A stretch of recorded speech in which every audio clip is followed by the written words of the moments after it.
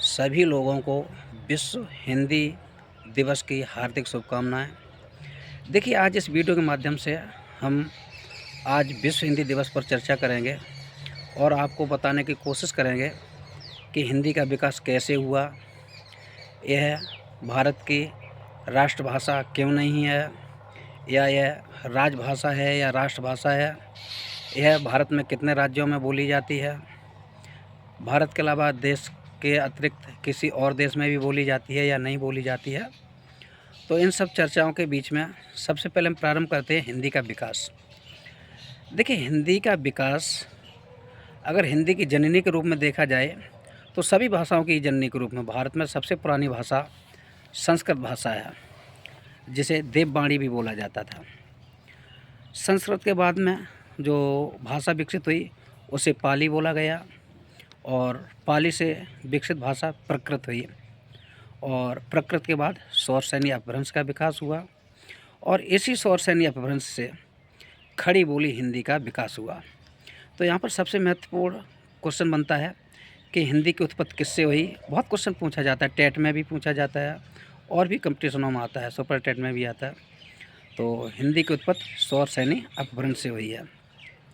अब देखिए, हिंदी का विकास कब हुआ, तो इसका देखिए एक कोई निश्चित समय नहीं है, लेकिन फिर भी 9वीं सदी से लेकर के या 11वीं सदी के बीच में हिंदी रूप में अपने विकसित हुई। इससे पहले अन्य भाषाएं ही थीं देश में। अब देखिए, हिंदी भारत में कितने प्रतिशत लोग बोलते हैं या कितने लोग इसे मातृभाषा के रूप में प्रयोग करते हैं, तो जहाँ तक एक अनुमान है वहाँ पर देश में 40 से 46% लोग ऐसे हैं जो हिंदी को अपनी मातृभाषा के रूप में प्रयोग करते हैं। और यह आपको बताना कि विश्व की तीसरे सबसे बड़ी भाषा है जो लोगों द्वारा बोली जा रही है, उसमें नंबर 3 पर ये आती है।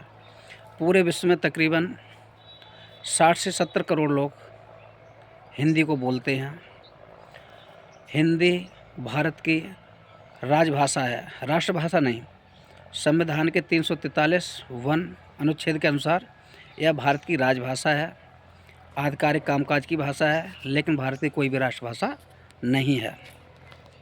देखिए, हिंदी के विकास में धीरे धीरे जब कालांतर में विकास होता गया तो हिंदी को आधुनिक रूप देने की कोशिश सबसे पहले विश्व हिंदी सम्मेलन 1975 में नागपुर में किया गया। लेकिन यहाँ पर हिंदी के विकास के लिए फिर भी ज़्यादा आगे कोई ज़्यादा क्रियाएं नहीं हो सकी।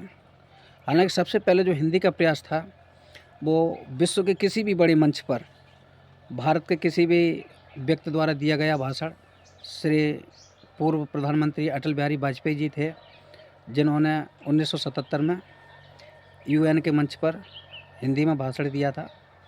वो भारत के किसी भी व्यक्ति द्वारा यूएन के मंच पर दिया गया प्रथम हिंदी भाषण था।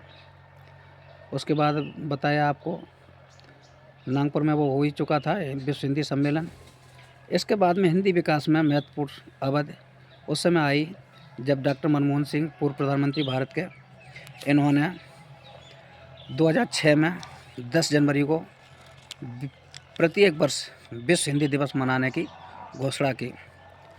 तो आपको ये बता दें कि यह इस समय भारत के 9 राज्यों की राजभाषा है। इसके अतिरिक्त कुछ केंद्र शासित प्रदेश हैं उनकी भी राजभाषा है।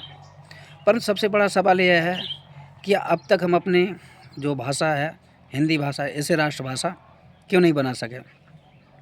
तो शायद संविधान सभा का जिस समय गठन हुआ था उस समय कुछ ऐसी परेशानियां रही हों, जो अपना व्यक्तिगत अनुमान बता रहे हैं कि शायद अंग्रेज़ों का प्रभुत्व था, इस उद्देश्य से भी शायद राष्ट्रभाषा न बन सकी हो, या फिर कुछ क्षेत्रवाद भी अपने यहाँ पर हावी रहता है।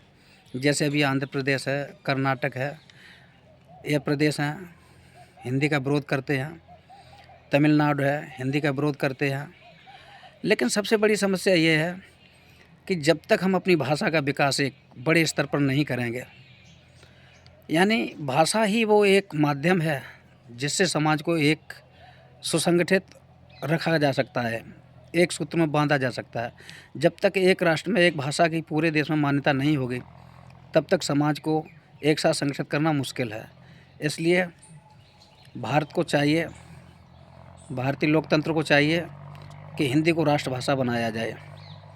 हालांकि यह अपने देश में ही नहीं, इसके अतिरिक्त फिजी की भी राजभाषा है। राजभाषा क्या, आधिकारिक भाषा है। नेपाल में भी हिंदी बोली जाती है, संयुक्त अरब अमीरात में भी बोली जाती है, ट्रिनिडाड एंड टोबैको में भी बोली जा रही है। विदेशों में हिंदी का विकास अच्छे तरीके से हो रहा है, लेकिन अपने देश में क्षेत्रवाद इत्यादि के कारण ये पूर्ण विकास नहीं हो पा रहा है। अपने क्षेत्र में भी एक बड़ी समस्या है कि जो भी अपने आप को थोड़ा योग्य समझता है, अपने बच्चों को या स्वयं में इंग्लिश मीडियम में जाने की बात करता है। इससे हमारी भाषा धीरे धीरे कमज़ोर होती जाएगी और सामाजिक पकड़ भी कमज़ोर हो जाएगी। जब तक हम अपनी भाषा का विकास उचित रूप से नहीं करेंगे, एक समाज को एक संगठित रूप प्रदान करना मुश्किल है। अतः हम सबको मिलकर प्रयास करना चाहिए कि हिंदी को एक राष्ट्रभाषा के रूप में दर्जा प्रदान करने की कोशिश करें। धन्यवाद।